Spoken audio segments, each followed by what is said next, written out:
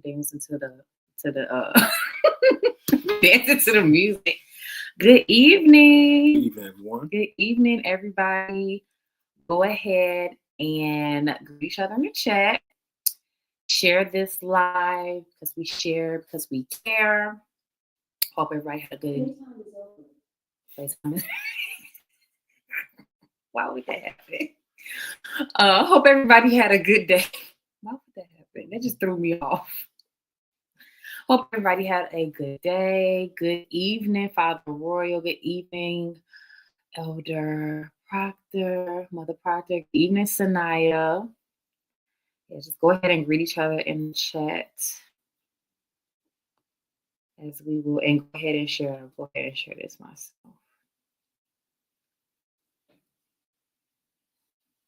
Before we get started, we'll give a few more minutes for everyone to jump on. And after that, we'll go forth. I can see now. I can see the YouTube comments. At first, it wasn't popping up, but now it is. Adrian, hello. Good evening, Lexi. Good evening. Good evening. You know what I thought about when I saw Lexi's name? I just thought about the book club. I mean, you're not in the book club, obviously, because it's for the women. But in the book club, and Lexi shared something that really touched me recently. And it just kind of goes to show how important community is with us. And I can say that developing community is just important. I'm grateful for the community that we have here at Lifeline. Shameless plug for the book club. It's not too late to join. It's a really good book. What book are you reading? Armor of God by Priscilla Shire. I don't know if I'm saying her last name right. Sometimes it's sure like that. Schreier. You don't know. Tony Evans' daughter. I know. Okay. I know who Tony Evans is. Let me sit there. Good evening, Mama Royal. Good evening, Sandra Crowder. Okay, good evening, Miss Trainer from Newark, New Jersey. Hey, Newark. Never, I've never been to New Jersey before. Oh my goodness. Good evening, everybody. But yeah, just go ahead, share this live. Right, see, join the book club. Share this live. Greet each other in the chat like we always do. We want to say that now. We have some things coming up before we even start teaching. We can talk about that really quickly while we give people some time to come in. Or you want to just wait? Huh? To the end. Yeah. Tony Evans' daughter. That is Tony Evans' daughter.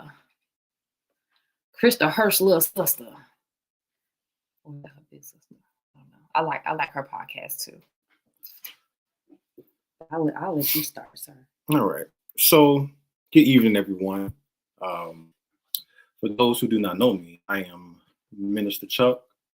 This is Minister Kia. We are the Bradleys. And I feel like we should have seen when you said that. We are the Bradleys. Nah, I don't know that one. Sing, Trey. So, tonight we just want to talk about pretty much surrendering in a way. And, as we were doing our studying together based off the teachings that Apostle has been going over, we felt God kind of sitting with us with surrendering. So just a brief recap, his teachings pretty much are coming from Isaiah 43, verses 16 through 21. And the main verse that pretty much resonates with this whole entire teaching is verse 19, where it says, "For I am about to do something new. See, I have already begun. Do you not see it?" In this season, I think that everyone should be expecting for God to do something new. We all know where our church is heading right now. We are in our tabernacle season. And we believe that God is doing something new within our church home. And we should also have that same faith when it comes to our regular homes as well, and our families, that God is doing something new. And we should expect that God is going to do something for us, new for us in this season. But in order for us to receive something new, we have to give up something that's old. We can't hold on to the same things if we want to receive something new. We have to make room for new things. So that means that we have to get rid of old things. And so just made me think of something. What do you think of? I'm kind of going ahead of myself, but when you say about how we're going into new and it requires something new, it just kind of made me think of new wineskin, old wineskin. You can't pour new wine into old wineskin. I'm trying to figure out. I know where it's at, but in my head, I can't call it out. Where is that? I have it, but I just don't have it. But anyway, you can't pour. I thought you were gonna look it up while I was talking. No, you ain't trying to help me. You ain't trying to help me. That's what you was doing. You ain't trying to help me. But you can't pour new wine into old wineskin. It's not because it's just the old bag, but the new wine requires some stretching, requires some growth. The same way where this new season or this new area, this new way forward is going to require a new mindset, new paths, new direction for us. And in order to even get that newness that we're talking about, like you said, old things have to die. And Dana gave it to me. Thank you, Dana. I was about to read it. But Dana came through because she loved me. Oh, whatever. And so it says, Mark 2, verse 22, it says, no one puts new wine. I'm reading for NLT. And it says, no one puts new wine into old wineskins. For the wine bursts the wineskins, and the wine and the skins would both be lost. New wine calls for new wineskins. So in order for us to receive something new from God, we have to be able to make room for that new thing. And in order for us to be able to receive that new thing, there are things that are required.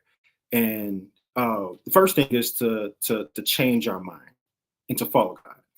And how we're able to do that are 4 points that Apostle Pastor has. I call him Bishop Apostle. Bishop Apostle. Yeah, Bishop Apostle. I'm just so used to saying Pastor. I have to get comfortable with saying Apostle because I just been so used to calling him Pastor. Bishop Apostle. But Apostle has been teaching. The first is your cross. We all have to pick up our cross daily. It's not a choice; it's a requirement in order as a believer to continue this walk. We have to grow. I feel like if you're not growing, you're staying stagnant. And I think stagnation is never a good thing. It's never a good thing because if you're never growing, even if it's an inch day by day, you're still growing. You're still moving in the right direction. If you're not growing, you're standing still. And for me, when I think of standing still, I think of dead things. So when you're standing still, to me, it's like you're dead in your faith. If you're not continuously growing, you're dead in your faith. I may be wrong, but that's what I think about if you're not growing. Because if we look at a tree, if a tree or a plant isn't growing, it's dead. But I also feel like we're called to live a life of faith, and faith is always future focused, looking to the looking towards the things that's going before me, not looking back. Like so many times in the Bible where he tells us don't look back. Like Lot's wife, don't turn back. Keep going forward. Bit by bit, absolutely, Bit by bit. That's Pastor and I always talk about that. Bit by bit, nothing being wasted. Bit by bit. Absolutely. And your revelation and your customs. So these are things that we have to change within our mind, change within our daily, everyday routines in order for us to receive that new thing. And in order to receive that new thing, it requires us to live a surrendered life.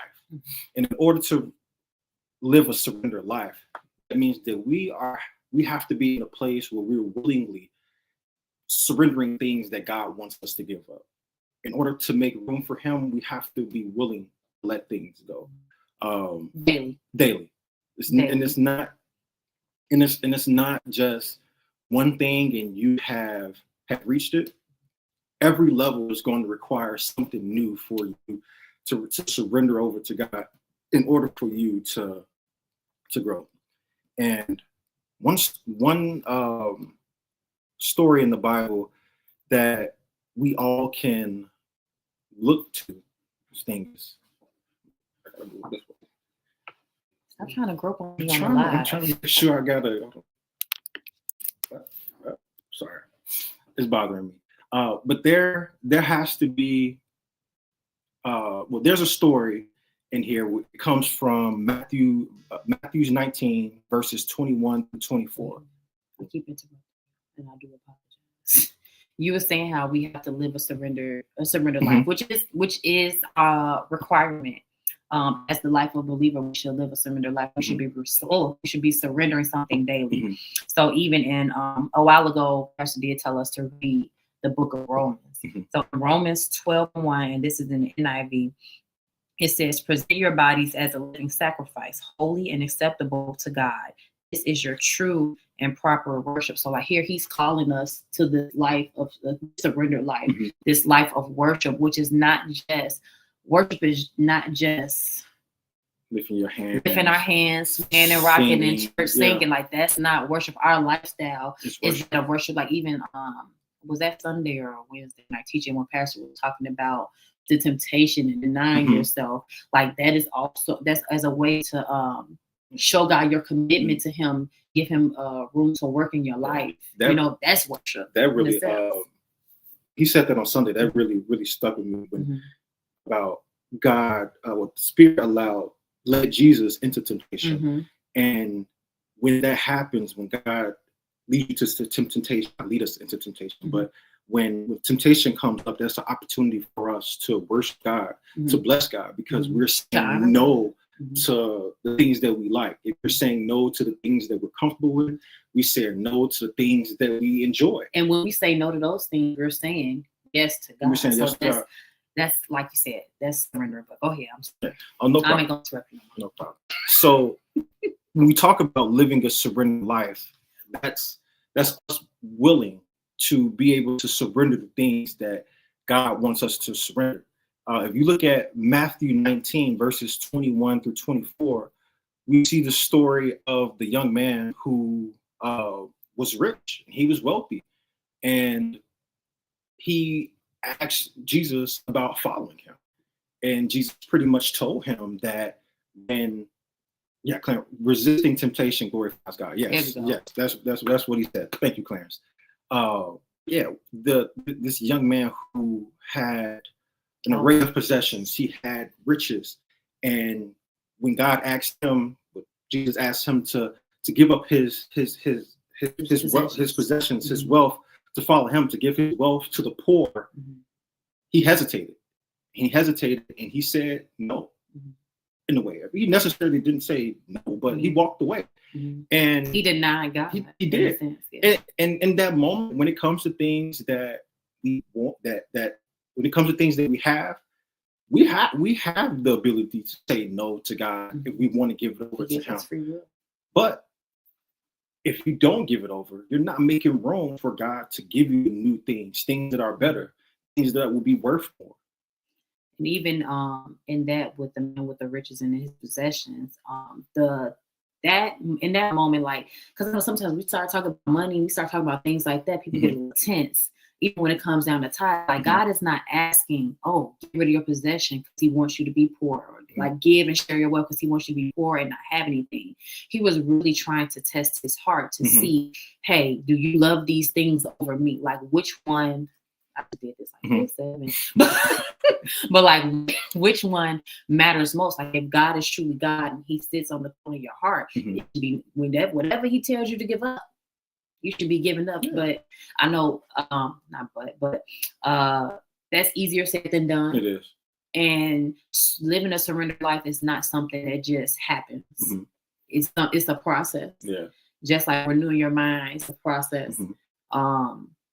But yeah, go ahead. It also comes with relationship. It also comes with building a relationship with God. Because, I mean, from my knowledge of this scripture, I don't think the young man had a relationship with Jesus. But at the same time, I don't think that necessarily would have made it easier for him to give up his riches. It's something. It's our heart posture. It depends. If this was a man who, y'all mind we just around with the word for a little. We just talking. We just talking, and I hope y'all don't mind that. We got notes, but sometimes we're gonna go back to the notes. But you don't know, like, what if it was his custom? Like, what if he was in his word all the time? And what if he did have a relationship with God? But still, when Jesus said, hey, get that up, he didn't do it because we have a choice. And I feel like once you start, you have to develop like a pattern, you know, a pattern. Like, even I can kind of relate that to, I remember when I was trying to improve my prayer life, and Pastor Kelly, I was trying to really hear from God.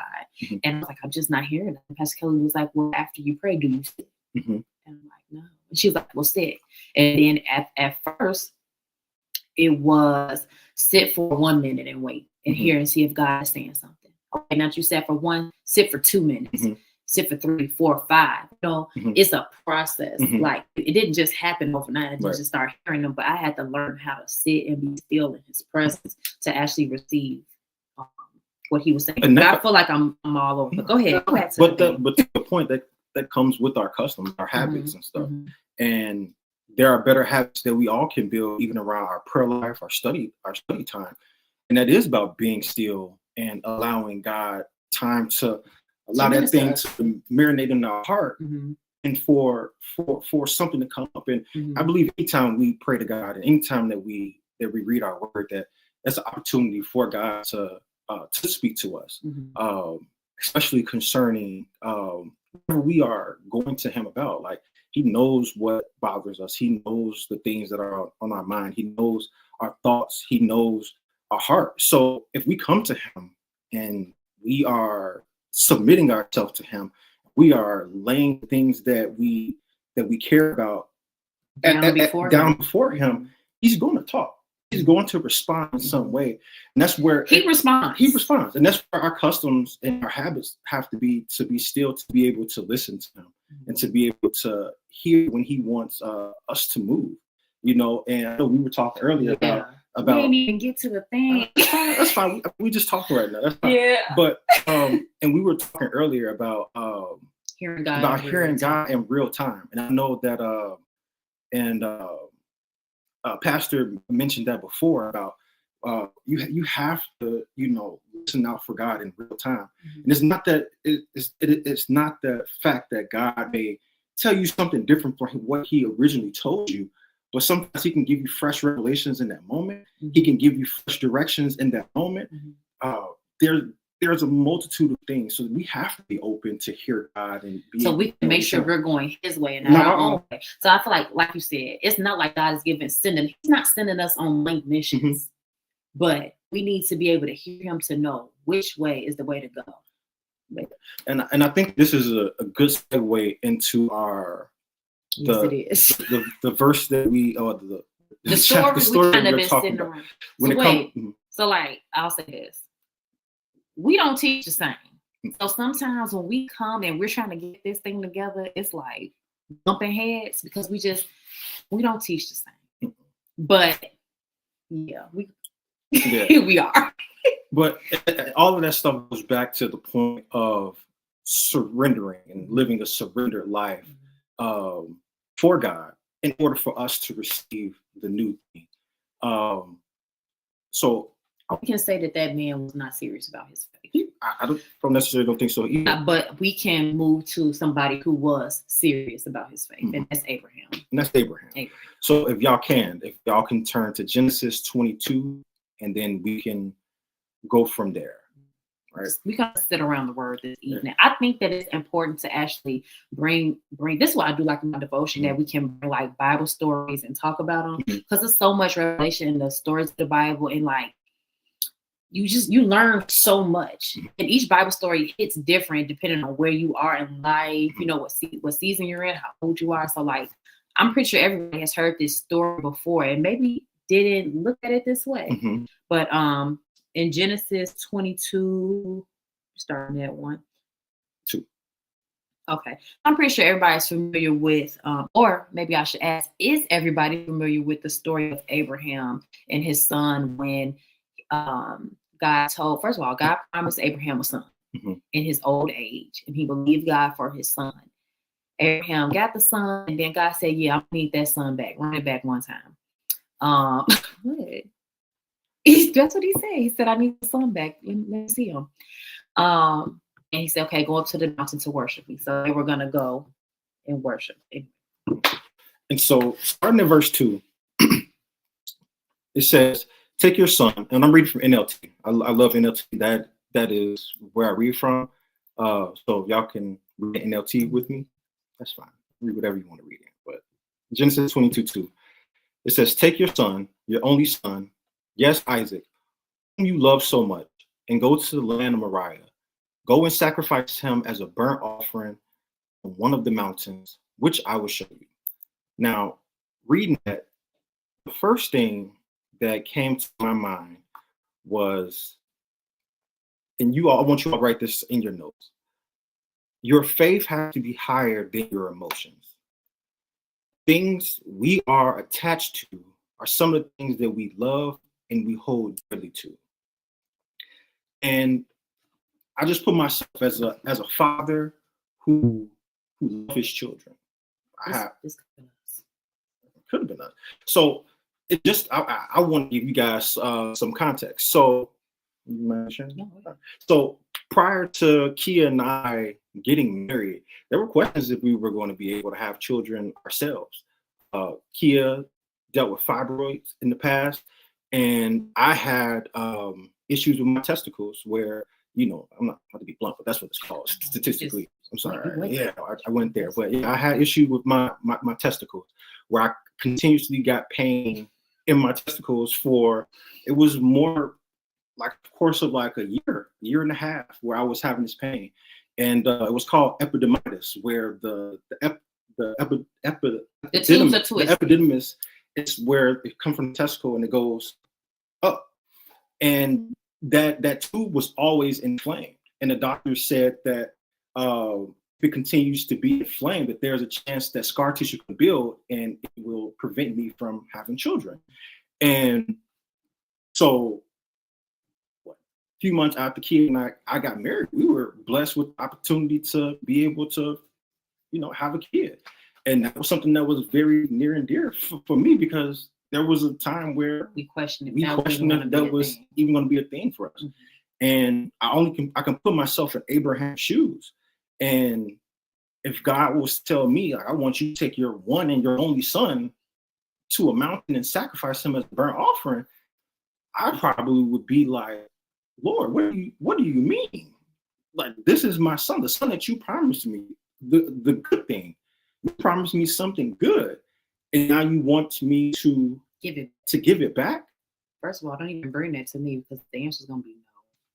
Because we have a choice, right? And so Mama Vaughn said, beautiful children, 3 of them. Yeah. And so in that moment, and Genesis 22 doesn't narrate the emotion that Abraham and Isaac had throughout this whole entire journey. So I only can put myself in that place. And I can imagine that Abraham had questioned. Abraham had nerves. Abraham was feeling anxious. Abraham was pulling his hair out, because it's either, do I trust God, the God who brought me from my home and took me to an unknown land? Mm-hmm. Who do I trust God who I didn't think that I was going to be able to have a baby with my wife at old age? Do I trust him? Mm-hmm. Or do I hold on to the thing that he gave me and say, God, hey, I don't know about that. I know I trusted you back then, and that's great and all, but this is no. I'm gonna just hang on here. And when we talking about something new, this is something new. God was testing Abraham's heart. Mm-hmm. Can I get something new to you? Mm-hmm. And so I only can imagine emotionally that Abraham felt a way, mm-hmm. because I know I would, and I'm pretty sure anybody who has children and God told them to say, you have to sacrifice your kid, mm-hmm. you would feel a way. Obedience, following God's instruction is important. Absolutely. It's so important. Continue when we talk about instruction. God gave Abraham specific instructions. You know what? Mm-hmm. I think sometimes we wrestle with the instructions. We don't know what the end result is going to be, because God doesn't always give us the end. Sometimes God is just like, yep, this is what we doing, and keep it pushing. Mm-hmm. Sometimes he don't say what the end result is. Some things God has told me to do, I'm like, and then, and he doesn't always answer. Mm-hmm. Like, first do number one first. But you know, that's like sometimes we read ahead. Like even when you putting stuff together, anytime you put stuff together, you don't look at the instructions, and you always wind up flipping the piece towards the wrong way. Whereas you would have looked at the instructions and followed it, it'd have been the right way, but you went your own way. All right, let's keep going because we'll stay there. Verse 3, the next morning, Abraham got up early. He saddled his donkey. You read the whole story. Might as well. All right. He saddled his donkey and took 2 of his servants with him, because everybody may not have NLT. So, along with his son Isaac. Then he chopped wood for a fire, for a burnt offering, and set out for the place God had told him about. On the 3rd day of their journey, Abraham looked up and saw the place in the distance. Verse 5, "Stay here with the donkey," Abraham told the servants. "The boy and I will travel a little further. We will worship there, and we will come right back." Now, I'm trying to write this in your notes, right? You have to set boundaries with those who are close to you when you are laying your sacrifices at the altar. And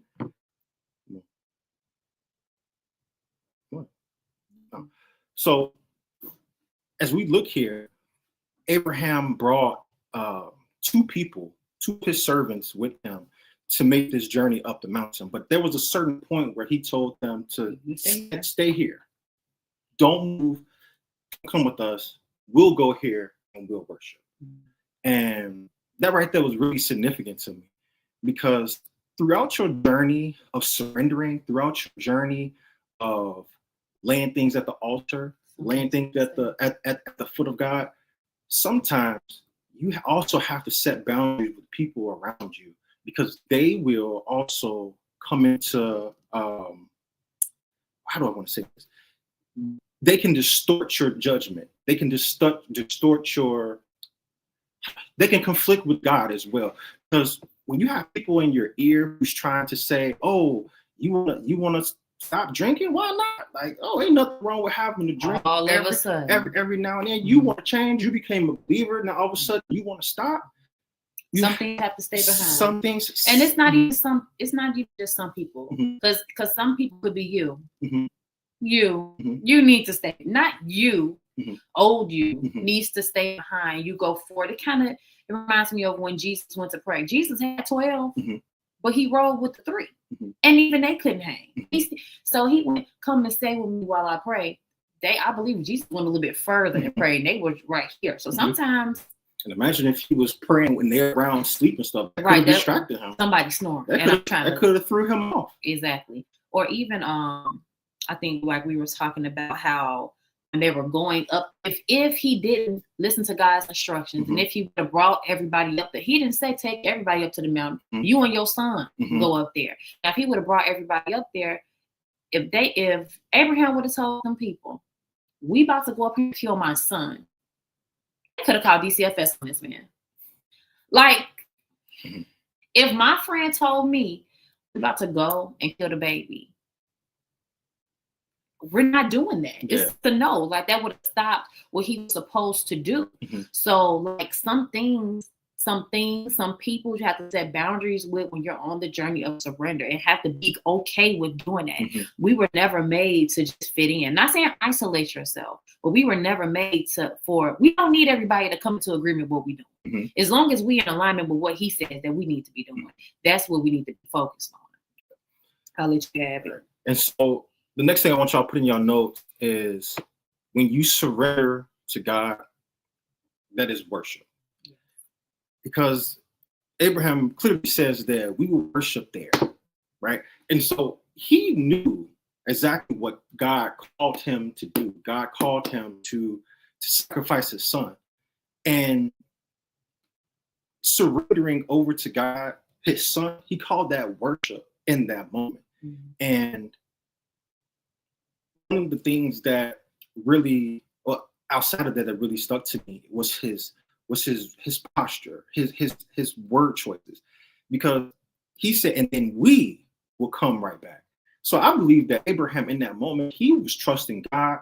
From the moment that God told him to sacrifice him, he was trusting God that God would not go through with the sacrifice of his son. Mm-hmm. So even when we are going through this season of surrendering, we have to be careful with the words that we choose. We have to be careful with the words that we say, because he easily could have said, "Oh, and we're going to go up here and worship. And I'll be back."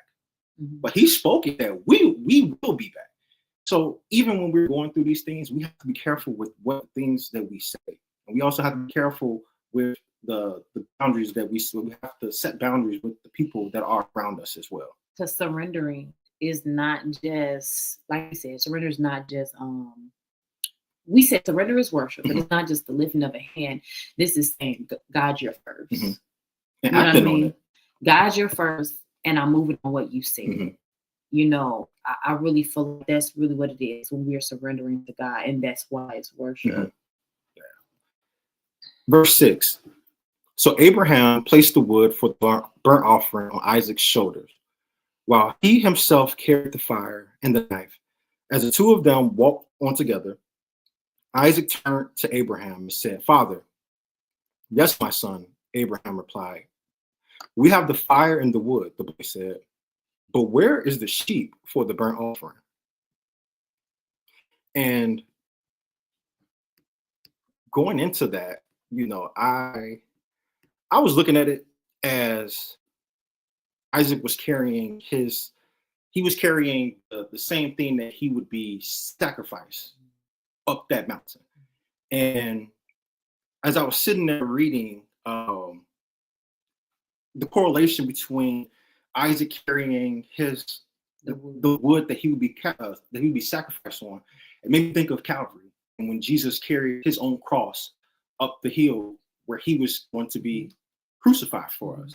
And just thinking of correlation, the imagery of that sacrifice, when looking at the sacrifice that Abraham was going to make, to me, it just brought full circle back to Jesus, that he paid the ultimate sacrifice for us. And when I look at that, I thought about Isaac in that moment where he's sitting there, he's questioning his father about, we're going up here with no where's the thing that we're going to offer back to God? We're going up here empty-handed. We're going up here empty-handed. And I'm sure Isaac had questions. Maybe he thought, okay, am I being sacrificed? What's going on? Maybe that didn't even cross his mind because Isaac trusts his dad. So you can easily obey what you trust. Like when you go to the store with Charles don't know if you got no money in your pocket or not to pay for nothing, but he trusts that if you said you and him are going to the store to get something, y'all going to the store to get whatever y'all going to get, because he trusts you, because he has relationship with you. Same way Abraham is trusting God because he has relationship with God. So this surrender thing is not just coming off of the strength that Abraham is a good daddy, Abraham is a good Christian. No, Abraham had relationship. Isaac even has relationship because he's being obedient. Isaac was we don't know how old Isaac. We don't know how old he was. He was a young man. He was old enough to carry that wood up. So maybe he could have been old enough to take that wood and knock his daddy upside the head and say, "You're not taking me up here." But he didn't do that. Childlike faith. I like that. He didn't do that. He said, "We're gonna go."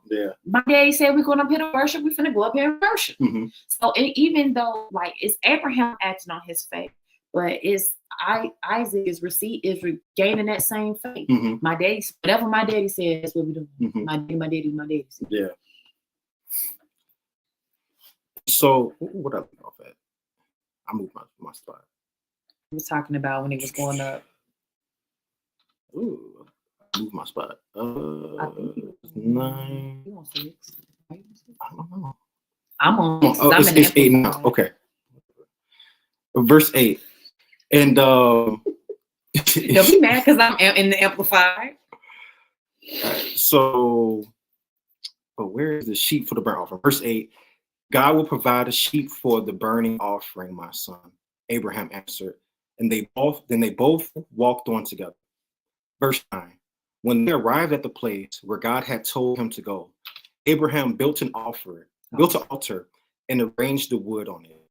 Then he tied his son Isaac and laid him on the altar of the wood. It don't say he contested. He wasn't squiggling and swerving. It didn't He say that was at just all. doing the things. Exactly. Mm-hmm. And Abraham picked up the knife to kill his son as a sacrifice. Ain't no way. At that moment, the angel of the Lord called to him from heaven, Abraham, Abraham. Yes, Abraham replied, here I am. Verse 12. Don't lay a hand on the boy, the angel said. Do not hurt him in any way, for now I know that you truly fear God. You have not withheld from me even your son, your only son. And I have a question from you. What are you withholding from God? What are you withholding from God that God wants you to give up? To see that if you trust him, to see if that you love him, to see that if you yourself can be in Isaac's shoes, and to say that you truly fear God. And to fear God, that doesn't mean that you're scared. That doesn't show that you timid in front of him. That just shows that there's a deep reverence, a deep respect for him. Trust his way over your way. So what is that one thing for you? I know for myself, I'm gonna just be honest. And I was going back and forth if I should say this, but I'm gonna say it because Pastor said it last Sunday, and if he can say it, I can say it. So myself, there was a time period where I dealt and I struggled with pornography, and I struggled with lust, and that was something that I held on to it. I held on to it, and like you said, that it was comforting. There were times where I would just watch it and I would do nothing, just watch it because it was comforting. And Kia and we even had a conversation about that. And it was something for myself that even after I watched it, I felt negative. I felt dirty. I felt disgusting because I know deep down I should not be watching this. But in order for me to move on to the next level and to be able to grow as a husband, as a father, that I have to be able to give up something that I was holding on to because it brought me comfort. It satisfied my flesh. So that's for me. So if I can be transparent and say something that I held on to and I let go, what is something that you know in your heart that you can let go for God to bring in a new thing? And even with pornography, that's something that put a barrier in between me and my wife. That's something that really impacted our relationship. And for me, in order for me to grow as a husband, for God to do something new for me as a husband, as a father, I had to grow. And by me growing, by me picking up my cross, I had to turn from that. And there's a struggle every day. I am tempted every single day to pull up a video and to watch it. But I have to deny my flesh. And it's not because that I want to, but I know that I have to. Because if I want to continue to keep growing as a man, I have to put my own self to the side and I have to submit to God. And it's hard. It's hard. It's a daily struggle. But with that, I can say that God has done things for me in my life. I feel ever since then, the relationship between me and my wife, it has have grown. a new level of, so even you saying that these are things that I'm giving up. When you give up something, you pick up something too. So you laying down pornography, but you're also picking up self-control, which is the fruit of the spirit. And from that self-control, what do? We have a deeper level of intimacy between us because your mind is not filled with this. So you're, in the same sense, that's an act of renewing your mind. This, it may be pleasurable for now, but this is not it. Yeah. You know, and I feel like it's very important during this time for us to identify what we are not willing to lay down. And it may not be a thing. It may not be like a physical thing that you can touch. It may be, I need to lay down eating at night. I'm just snacking. I need to lay down gossip. You know what I mean? I need to lay down negative self-talk. I need to lay down, feed into the lies of the enemy. It's so many different things that we have to lay down that I feel like sometimes we just overlook them. So I think that it's important for even after we end this devotion to spend some time in prayer and identify what is something that God's calling you to surrender to Him. Because just like in the children of Israel, they weren't able to bring, lay down doubt. Like if you're bold enough to put something and you want some accountability, put it in the chat. What you need to lay down. I can identify it, if you know it already, because some of us, we don't need to go and pray about it.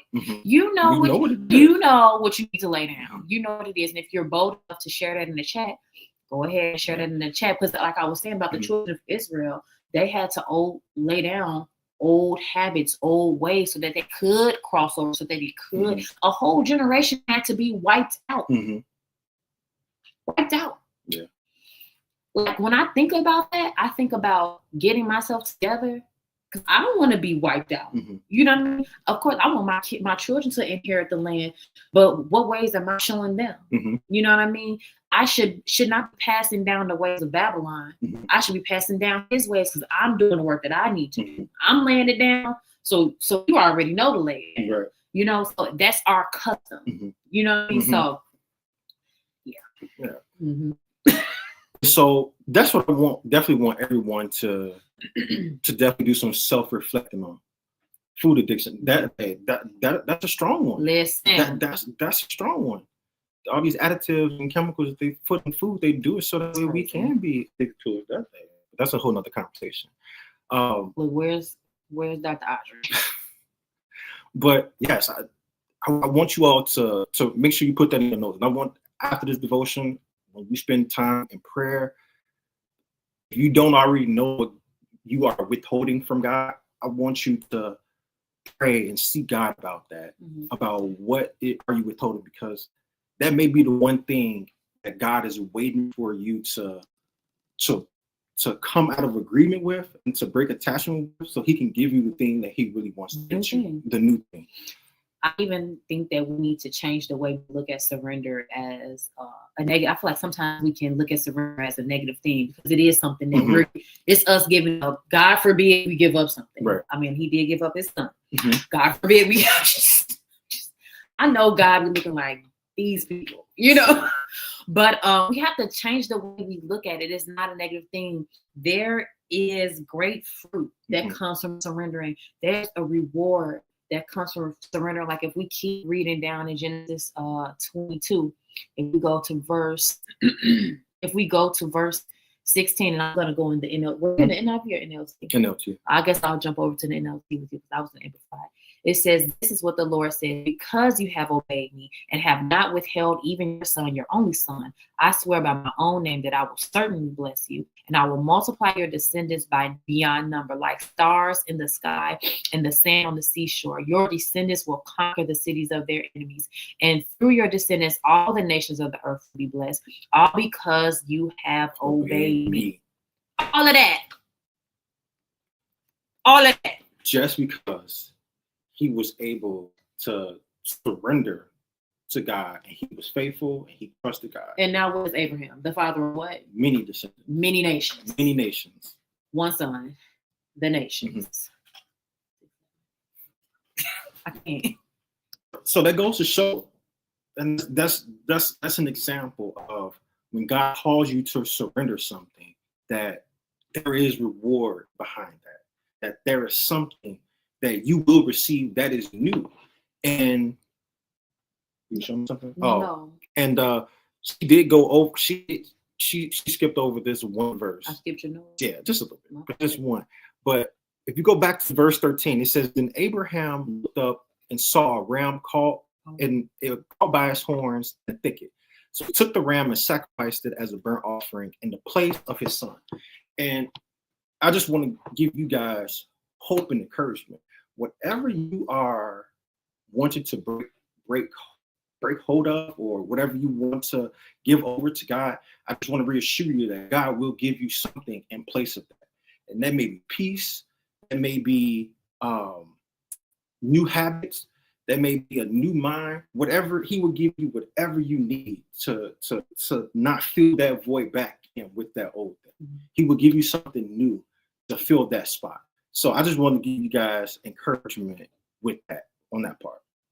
Yeah, like we said earlier, Abraham could not step into that new thing until he couldn't step into the new thing that God promised until he gave up the old attachment, which he laid at the altar. So like Isaac wasn't just his son. He was his promise. He was the future. He was the thing that Abraham, we would say, loved the most.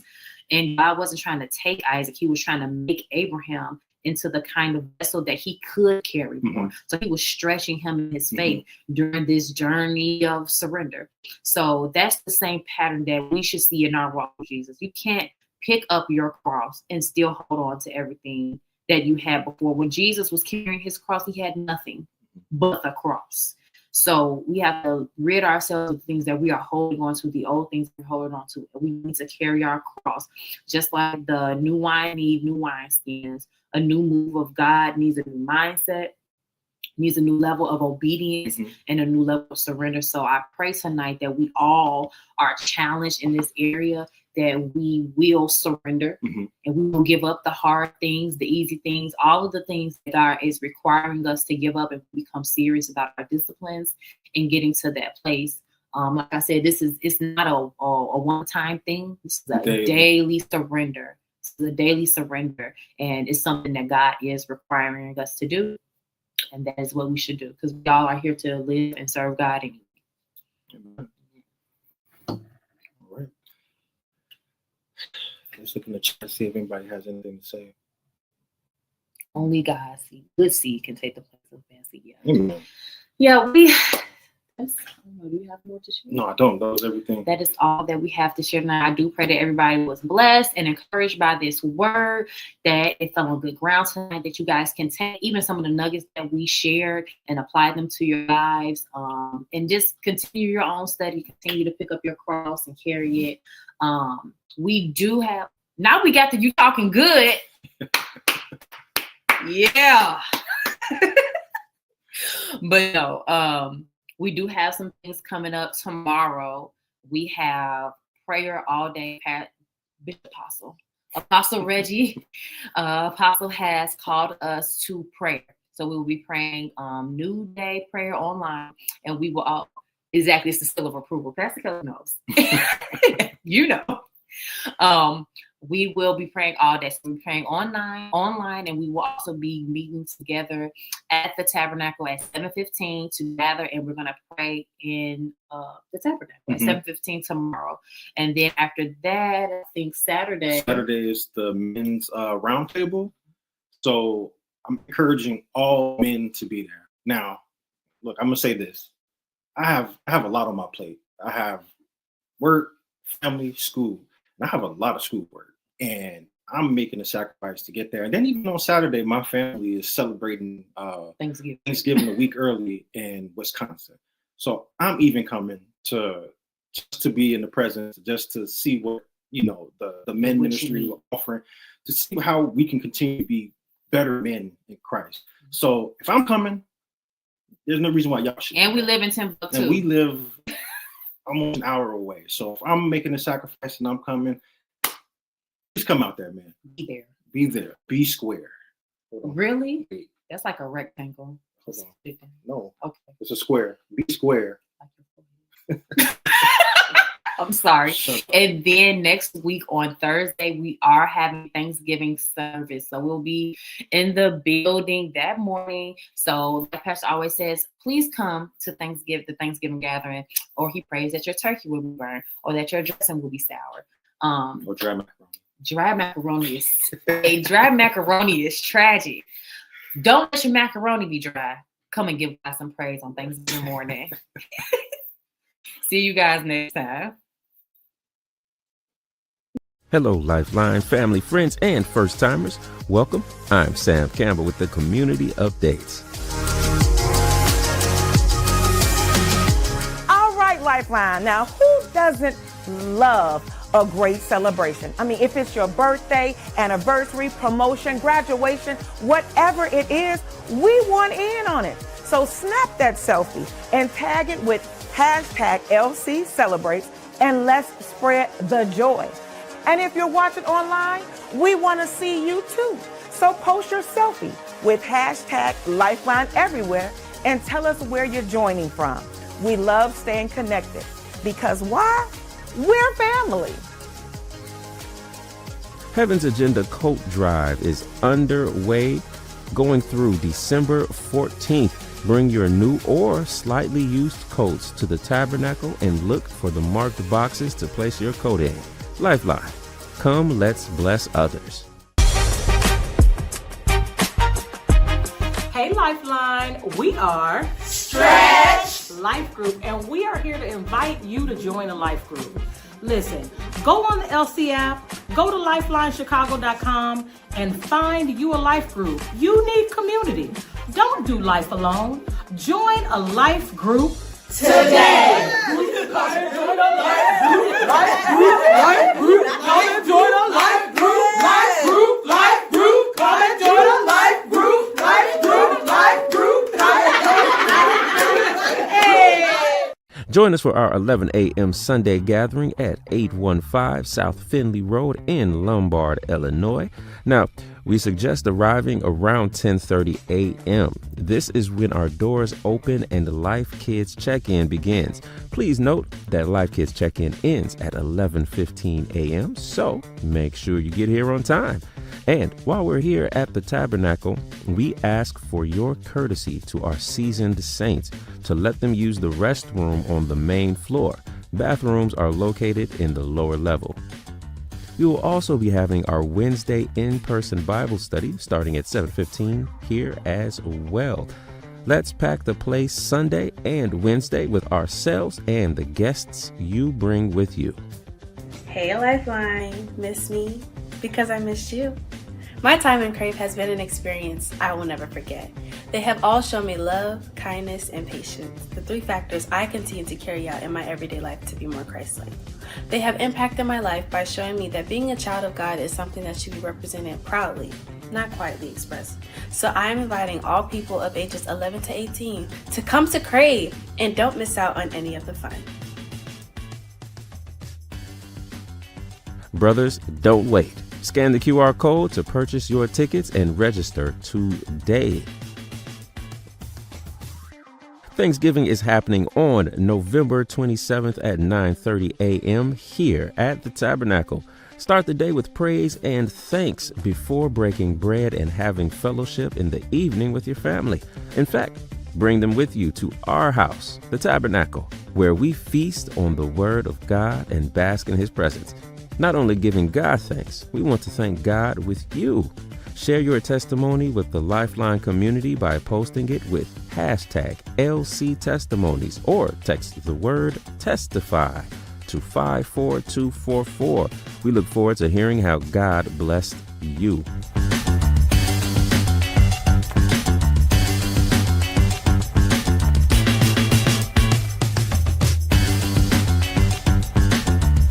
This December, we will be having our Christmas gathering every Sunday. So don't skip a Sunday at the Tabernacle or you will miss what's in store for our community. December 21st at 5 p.m. is Lifeline's second annual Vision Keeper Gala. This is an invitation-only event for Lifeline Vision Keepers. We look forward to seeing all our Vision Keepers on December 21st. Mark your calendars November 30th at 11 a.m. Life Kids and Crave are taking over the Sunday gathering. Come through, worship with us, the LK and Crave way. You don't want to miss this takeover. So there you have it, Lifeline. You're officially in the know.